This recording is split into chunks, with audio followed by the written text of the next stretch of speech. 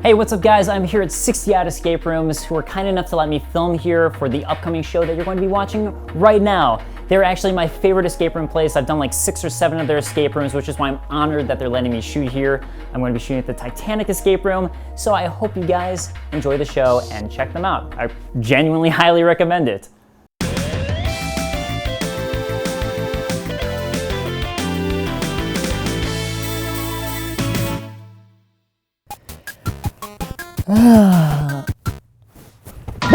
What the hell? A random genre of games I got super attached to was the room escape genre, widely popularized by the online game Crimson Room. Both online and real life ones. Am I trapped here? So when I was told that there was a visual novel escape room game on the DS, I was super intrigued, but didn't buy until years and years later. Nope. Seriously though, where the hell am I? and I wasn't the only one. The game 9 Hours, 9 Persons, 9 Doors, or 999, was released in Japan in 2009 and the US in 2010, and it sold horribly. Despite great reviews from Japan's Famitsu and American press, it sold under 40,000 copies in Japan from 2009 to 2010. It did sell well enough in the US, however, to prompt 2 great sequels. But I'm only going to talk about the first one, 999. This is oddly thematic.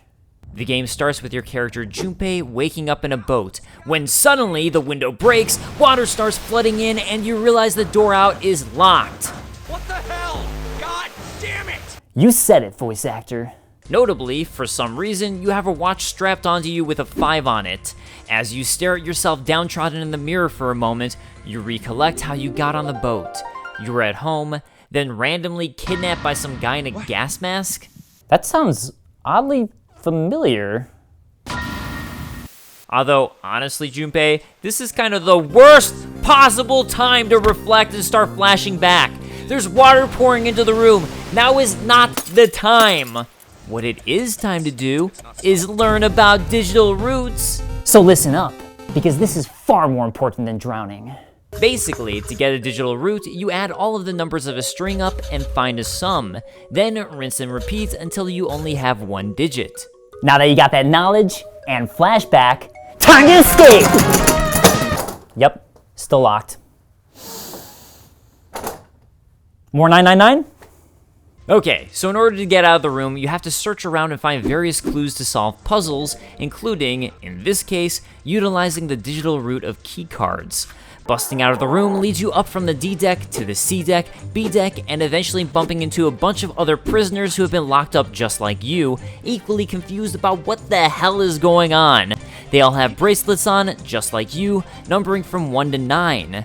The group decides it's best not to reveal anyone's true names for the purpose of safety from whoever their captor is, and are all nicknamed. These people are: Number 1, Ace, a calm-seeming guy and a natural leader, probably why he's number 1. Number 2, Snake, an even calmer, fancy lad who's blind, which you can tell by the fact that he always keeps his eyes closed.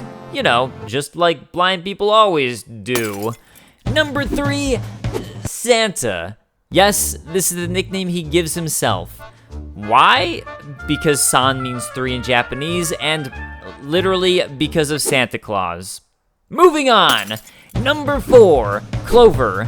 She's Snake's little sister, and for some reason she was captured with headphones still on. Also, her hair is absolutely insane. Here's a shot of her from behind. Overcompensation. Number 5, Junpei. That's you. I already said this earlier in the video. Were you even paying attention? Number 6, June. June is Junpei's friend from elementary school, and they basically both had a crush on each other before June transferred to another school. Number 7, Seven. Obviously, given his nickname, he's not very creative. He's a big burly dude supposedly with amnesia. Number 8, Lotus. She's basically not wearing any clothes because anime. And all the characters constantly refer to her as an old lady. What? This is supposed to be old? Oh god. I must be ancient by anime standards. Number 9. Number 9. In front of you are two giant numbered doors, 5 and 4. And to get into those numbered doors, of which there are 9, the characters have to scan the bracelets strapped onto them and get the digital root of those scanned bracelets equivalent to the number on the door. The catch is, only 3 to 5 characters can enter a door at a time. And if anyone breaks one of those rules, well, that's exactly what number 9 does right off the bat by going into a room alone.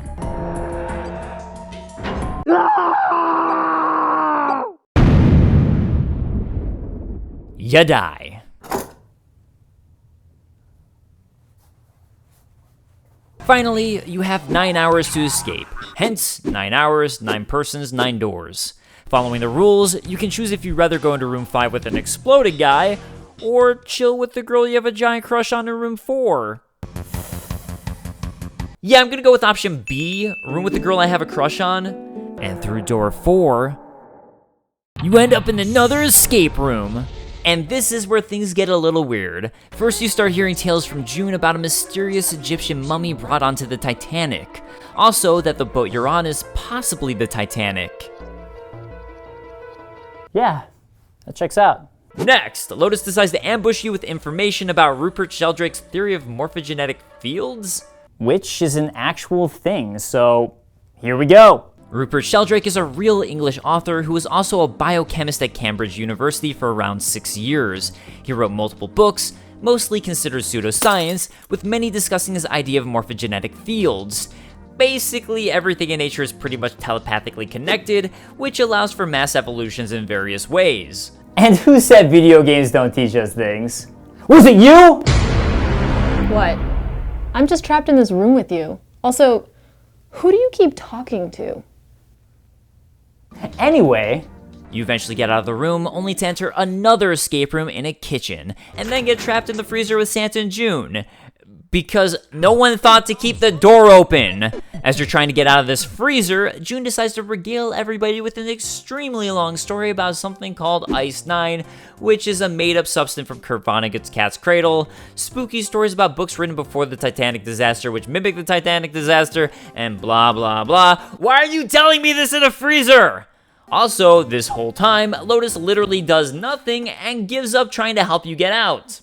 I'm sorry, am I the only one who heard somebody get blown up by a bomb in the death game we're currently in?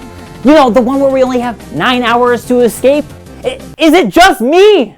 So, spooky stories aside, you get out of the kitchen and meet up with everybody else in a hospital room where you make a couple important discoveries.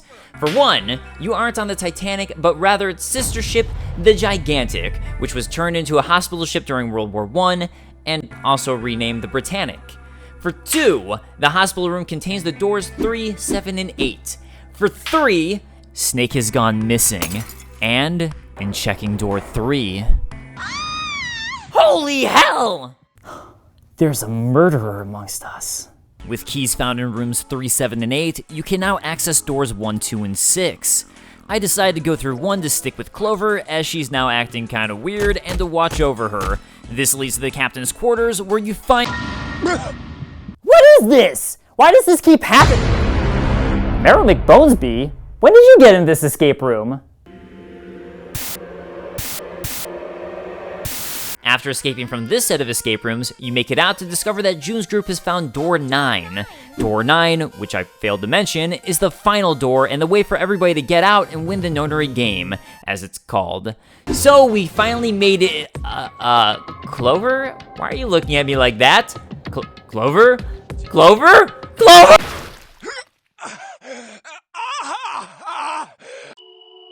Thanks, Junpei. Seriously? As it turns out, there's multiple endings to 999 based on the doors you choose, and based on the dialogue choices you make during certain, very limited scenarios. It's kind of like a choose-your-own-adventure story, but with a twist only a game could do. So let's go back in time and try a different set of doors. Wait! There was another door there the entire time! Did you seriously just notice that?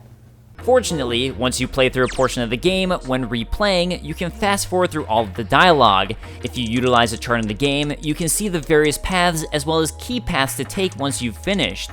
Utilizing one of these paths, you learn Ace has prosopagnosia, a condition which means someone can't recognize the faces of familiar people. One way to imagine what it's like is if you look at a picture of people upside down, it's far harder to recognize their faces.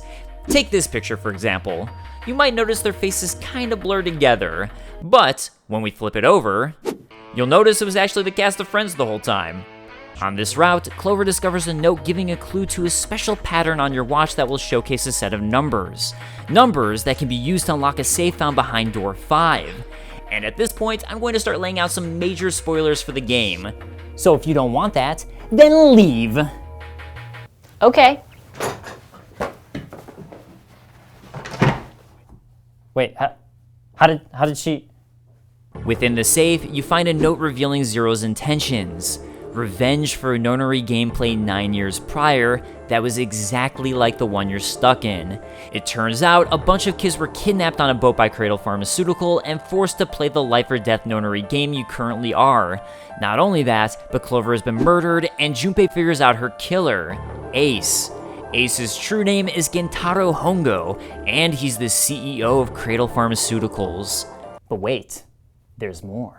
Due to his prosopagnosia, Ace accidentally murdered his former colleague, dressed up in Snake's clothes, and Snake is actually still alive. So now that you've solved this much, time to... Oh, white sleeping gas smoke suddenly knocks you out and you lose. So time to do the correct path, which as it turns out you can only finish after completing the ending where you find out the combination to the safe.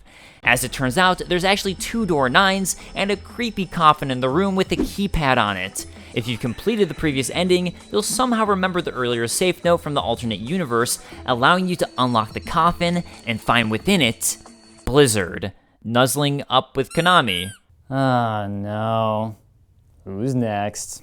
Oh yeah, turns out Snake was there too. He passed out due to some gas and was placed inside the coffin. He then woke up banging on the coffin, and this is the actual worst thing I've ever heard. He was basically buried alive. After going through a number of puzzles past door 9, you finally discover the major secrets of the game. Again, I'm giving you another chance to click off of the video. Although, if you don't mind it being spoiled, the sequels to the game are also incredible. So, here we go. Remember that experiment from 9 years ago? The experiments were to test the morphogenetic field, which in the game is real and not pseudoscience. It turns out that Santa and June were both kidnapped and a part of those experiments when they were children. In one reality, June essentially died during those experiments, just like how you went through multiple realities in the game. However, in a very specific reality, she was able to tap into the morphogenetic field of someone from the future, Junpei. Thus, June has recreated the entire experiment 9 years later as Zero and captured the unwilling participants, both to gain revenge on those who put her through that misery as a child, and in order to save her own life, forcing Junpei to tap into the morphogenetic field and save her 9 years in the past. To me, 999 is the definition of a hidden gem. It's sold far too poorly and deserves way more recognition. The escape rooms of the game are honestly pretty easy and not overly interesting, especially with the game more than willing to give you an overabundance of hints without your prompting. But the story and revelations had me on the edge of my seat waiting to see what would happen, especially with the constant whodunit style mystery. I honestly find it a bit of a shame to ruin some of the twists of this game, but if I can bring any more light and recognition to this game, I'm happy to do so. So, I'm off. Wait, you can't do that! What? Why? You didn't solve any of the puzzles. Yeah, well, you did, and door's open, so bye. Wait, let's talk about this. Wait.